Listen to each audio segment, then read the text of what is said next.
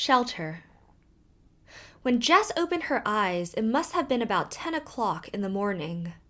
She sat up and looked all around her. She could see dimly the opening where they had come into the woods. She looked around to see that her family was still safely by her. Then she looked up at the sky.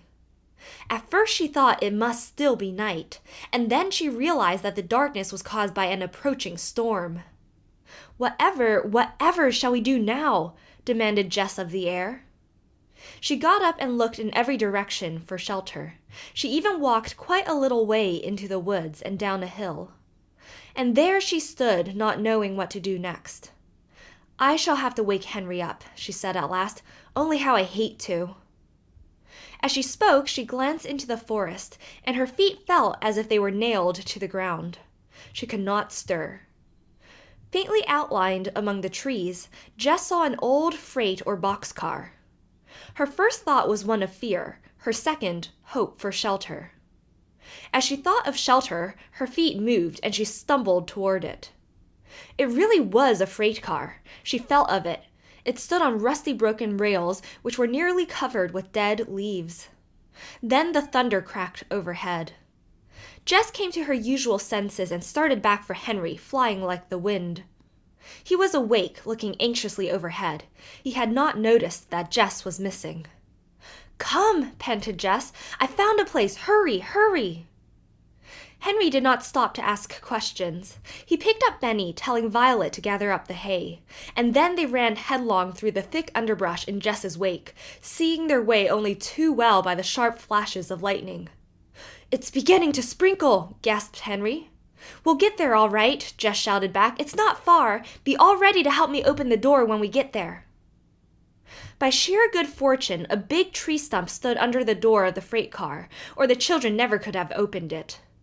As it was, Jess sprang on the stump, and Henry, pausing to lay Benny down, did likewise. Together they rolled back the heavy door about a foot. That's enough, panted Jess. I'll get in, and you hand Benny up to me. No, said Henry quietly. I must see first if anyone is in there. It will rain, protested Jess. Nothing will hurt me. But she knew it was useless to argue with Henry, so she hastily groped in the bag for the matches and handed them to her brother.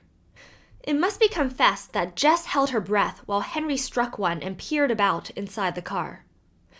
All's well, he reported. Come in, everybody.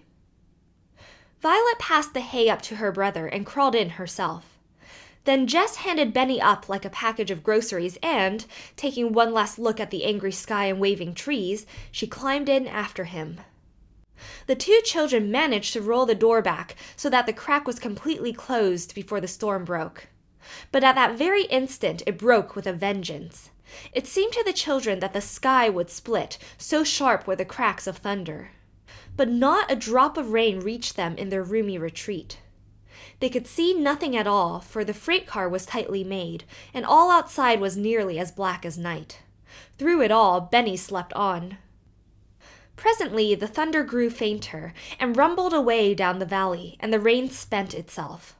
Only the drip from the trees on the top of the car could be heard. Then Henry ventured to open the door. He knelt on his hands and knees and thrust his head out. The warm sunlight was filtering through the trees, making golden pools of light here and there. The beautiful trees, pines and white birches and oaks, grew thickly around, and the ground was carpeted with flowers and wonderful ferns more than a yard high. But most miraculous of all was a miniature waterfall, small but perfect, where the same little brown brook fell gracefully over some ledges and danced away down the glen. In an instant, Jess and Violet were looking over Henry's shoulder at the pretty sight. How different everything looks with the sun shining, exclaimed Jess. Things will soon be dry at this rate. It must be about noon, observed Henry, looking at the sun. And as he spoke, the faint echo of mill bells in the distance was heard. Henry, said Jess sharply, let's live here. Live here? Repeated Henry dully. Yes, why not? Replied Jess. Nobody uses this car, and it's dry and warm. We're quite far away, and yet we are near enough to a town so we can buy things. And we're near water, added Violet. Jess hugged her sister. So we are, little mouse, she said, the most important thing of all. But, began Henry. Please, Henry, said Jess excitedly. I can make this old freight car into the dearest little house, with beds and chairs and a table and dishes. I'd like to live here too, said a determined little voice from the corner, but I don't want to unless— Unless what? Asked Henry, panic-stricken. Unless I can have my dinner, Benny finished anxiously. We'll have something to eat right away, old fellow, said Henry, thankful it was no worse.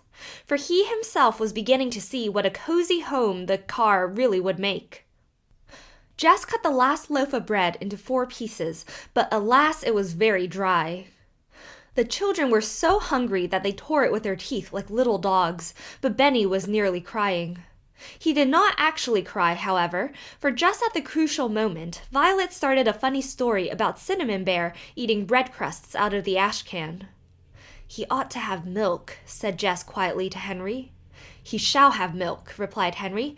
I'll go down the railroad track to the town and get some. Jess counted out $1 in 10 dimes and handed it to Henry. By the time our $4 are gone, you will have some work to do, she said. All the same, Henry did not like to begin his trip.